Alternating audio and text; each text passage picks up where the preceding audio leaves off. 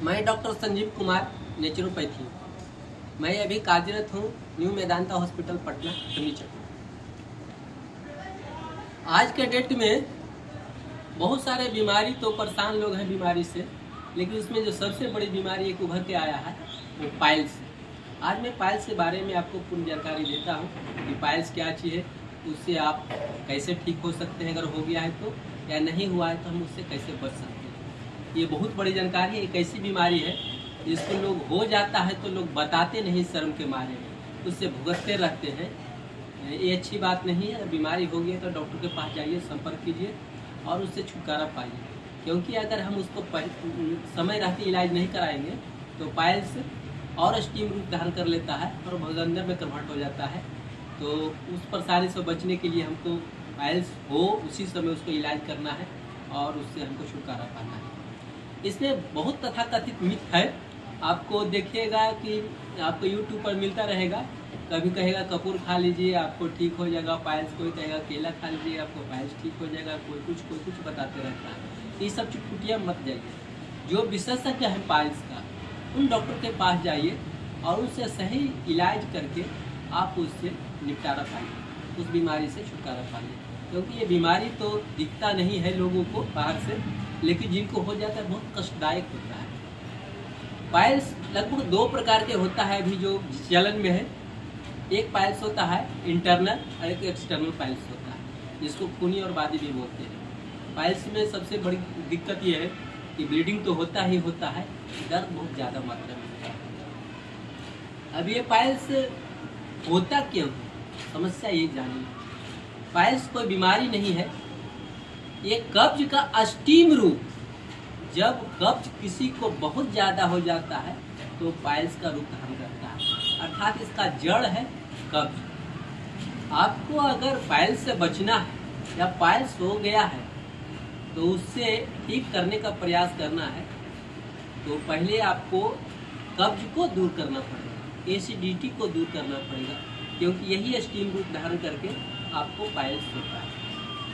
Piles अगर किसी को हो गया तो सबसे पहले ये प्रयास कीजिए कि हम ऐसा आहार लें जिससे में फाइबर की मात्रा ज़्यादा हो और हमारा पेट को साफ करता हो। सबसे पहली बात ये सोच कर ही आप खाना खाइए। तो खाना क्या है, ज़्यादा से ज़्यादा फाइबर आपको मिलेगा फल और सलाद में, तो आप अपने खाना में बदलाव कर दीजिए और अधिक से अधिक फल सलाद खाने लगिए। ये पहला चीज़। अब दूसरा चीज़ क्या है, हम लोग लेट रात जो खाना खाते हैं, पाइल्स होने का एक बहुत बड़ी कारण ये है, क्योंकि हमारे जठराग्नि, जो पेट की जठराग्नि है, वो 8 बजे शाम तक, 8 बजे रात जिसको बोलते हैं, 8 बजे शाम तक आपको पूर्ण अवस्था में, हाई अवस्था में रहता है, पूर्ण तेज रहता है। उस समय हम जो भी खाते हैं खाना पच जाता है। लेकिन 8 बजे के बाद जो भी खाना खाते हैं उस समय जठराग्नि मंद हो जाता है।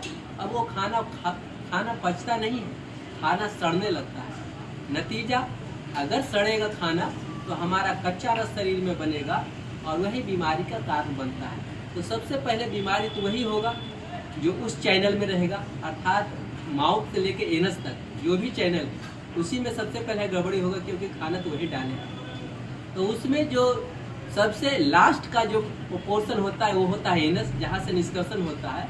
अर्थात अगर हम कच्चा रस बनेगा हमारे शरीर में तो सबसे ज़्यादा इफेक्टिव जो होगा वो एनस से होगा, क्योंकि उसको वहाँ से निष्कासन करना पड़ता है। और वहाँ पे अगर कच्चा रस बनता है, अपच भोजन रहता है, तो वहाँ पे छील जाता है, घाव हो जाता है, वही पाइल्स है। तो सबसे पहला काम ये कीजिए कि खाना का समय बदल दीजिए। कभी भी आप 6 से 7 बजे शाम तक खाना खा लीजिए, उसके बाद न खाइए। अगर उससे पहले खाते तो और अच्छी बात है। क्यों? क्योंकि जब हम खाना खाते हैं तो खाना को पचने में 5 से 6 घंटा टाइम लगता है। जरा सोचिए, हमारा जठराग्नि 8 बजे रात तक तेज रहता है और अब हम खाएं 5 बजे, तो 3 घंटा तो मौका मिला उसको पचाने का। लेकिन अगर वही खाना हम 9 बजे खाएंगे तो उसको मौका ही नहीं पचाने का। तो हम जितना सवेरे खाएंगे, अर्थात अगर 5, 6, 7 बजे अगर खाना खा लेते हैं तो उस समय जठराग्नि बहुत तेज रहता है और उस समय जो भी खाना खाएंगे पच जाएगा। उसके बाद जो पचा हुआ भोजन है वो रात में धीरे धीरे अवशोषित हो जाता है और वो पचा हुआ जो अपशिष्ट पदार्थ है उसको हमारा एनस इजी रूप में बाहर निकाल देता है और हम स्वस्थ हो जाते हैं।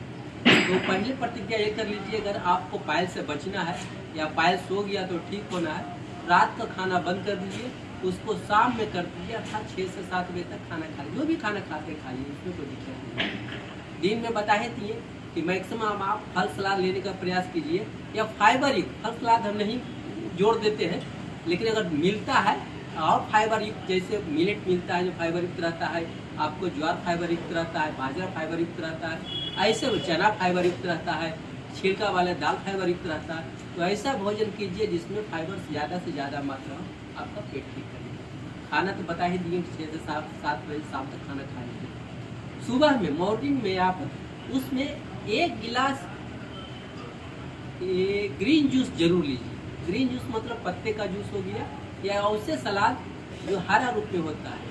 ग्रीन जूस में अगर नहीं मिलता है तो आप भतुआ का जूस ले सकते हैं, भतुआ जिसको पेठा बोलते हैं, उसका जूस ले सकते हैं।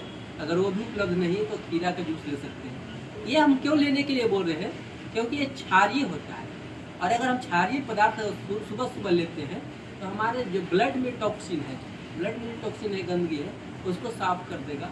अगर ब्लड हमारा साफ हो जाता है तो बहुत सारे ऐसे बीमारी है जिसको ब्लड ठीक कर देता है। अगर साफ रहेगा तो, गंदा रहेगा, अल्कलाइन एसिडिक रहेगा तो क्या साफ करेगा। तो उसको हमको सबसे पहले क्या काम करना है, ब्लड की सफाई करना है।